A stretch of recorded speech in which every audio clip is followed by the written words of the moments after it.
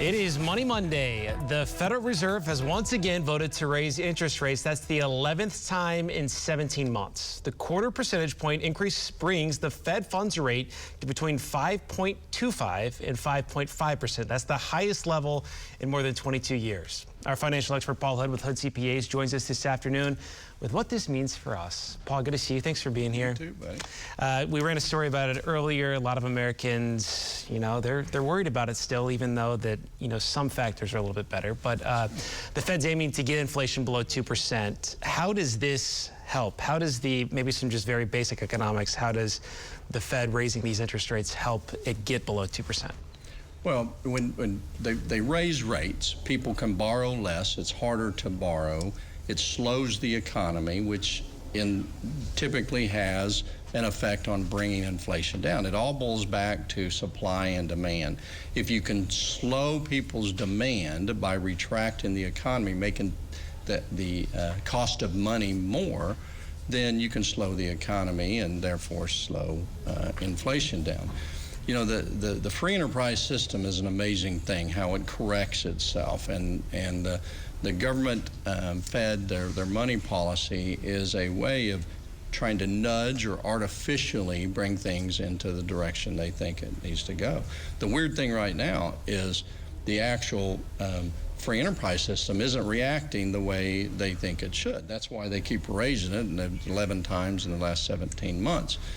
Consumer prices have not come down. Inflation has come down, but nothing like what they thought. They're basing this, they're doing this balance to where they push it to a point where they don't want to go into a recession, but to slow things down.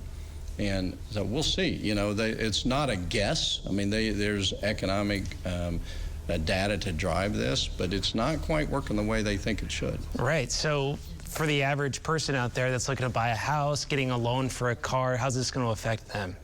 Well, it has two effects.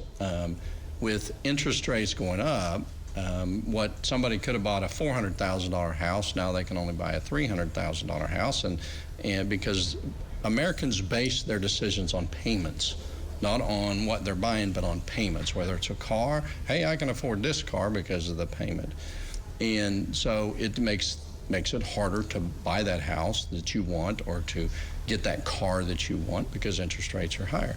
And then you throw on top of that right now, banks are retracting a little bit, with bank failures and different things.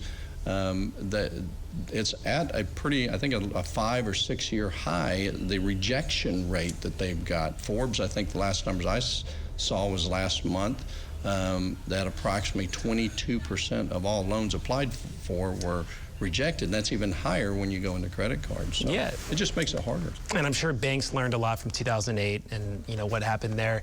And we ran out of time, but we do want to mention about savings. It is very good for people that are looking to save money, right? Yep. Yeah. With interest, you pay higher interest rates, you earn higher interest rates. So yeah, it's a good time to save. Okay, Paul, thanks so much. Thanks for being here. Thank you. We'll be right back after this break. Stay with us.